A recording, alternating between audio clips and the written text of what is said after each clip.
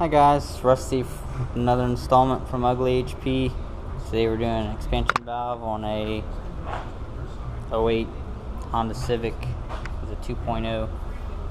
First things first, the lines that go from, let me see if I can do this without the glare. The lines that go from here to the expansion valve need to be removed, including the stud on the expansion valve. If you do not pull the stud on the expansion valve, you're going to be fighting it. Now, I already took everything on the inside apart because I didn't realize how big of a job this is going to be until I got it apart. But just to give you a short version on everything, the blower box has to come out. To get the blower box out, you must first remove a very small vent that goes right here to this side of the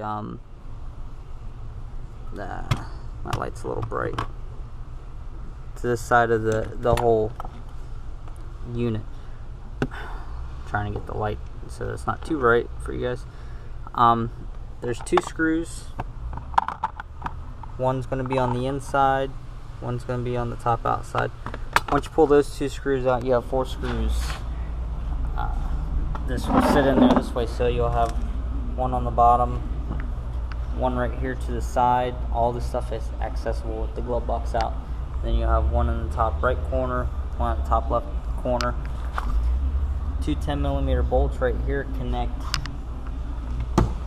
this housing, which will sit behind it, and this is the housing that has to be pulled out to get to the evaporator core, which you have to remove to get to the expansion valve.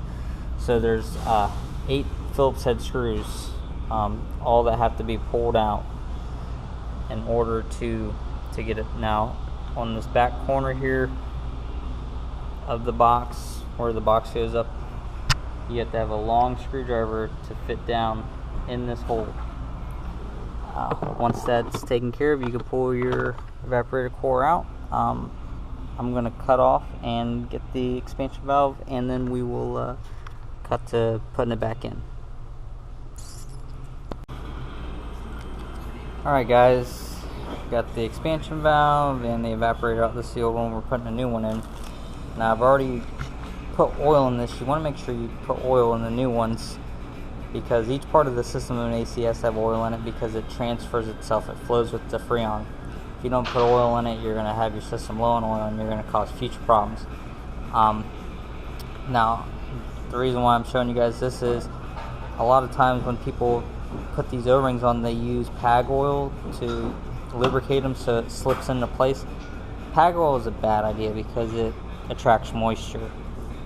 And you might be like, well, what does that matter if it's sealed up? Well, if these two corrode together and for some reason you got to pull it apart in the future, it's going to be hell. I recommend using dielectrical grease. It won't cause any issues with the system, and you won't have that moisture issue or future issues if you have to pull it apart. Don't forget to put your ambient temperature sensor on. I had to clip one of the prongs on each of the forks that hold it in so that it goes in. But I'm just showing you guys this. I got to pull these bolts out because the new expansion valve didn't come with it, and then we'll slide it in, and I'll show you point by point on the covers, installing all of that so we can get it back together and get it blowing cold. But we'll cut to that here in a second. Alright guys, we're going to get this cover on here. I'm going to show you guys the fight that you kind of got to put up to get it, just so we're on the same page. Hopefully y'all can see enough from right there where I have it at.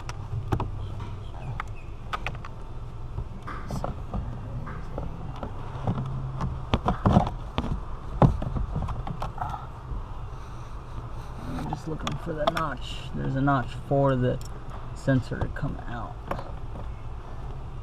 That's where the wires don't get pinched. Okay, so that went in fairly easy. Easier than what it came out. So now I just got to put all these Phillips head screws in. I'm not going to sit here and show a video of me screwing in Phillips head screws. I'm pretty sure you guys know how to put them in. I'm not going to sit there and fast time it. So I'm going to put these screws in, then we'll cut to putting that blower motor housing in. Alright guys, I got the blower box back in here.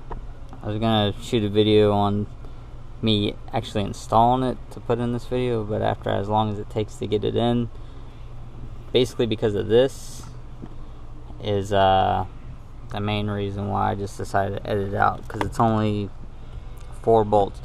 What I'm seeing a lot of people do online is they're just cutting this brace out so this will come out. The glove box actually covers this, but because it's a customer's car, I don't want to sit and have to replace this whole dash because they bitch about this piece missing. Just my luck. The only thing that's left for me to do is put this piece in this corner right here, which is just 2 bolts, and the lines on the outside, and then we're going to vacuum it down, make sure it holds the vacuum for 45 minutes, and we'll charge it up. But that's the gist on how to get to that expansion valve and evaporator. Like and subscribe. We'll try to get some more videos out to you. Leave some comments on types of repairs you want to see, and keep on wrenching.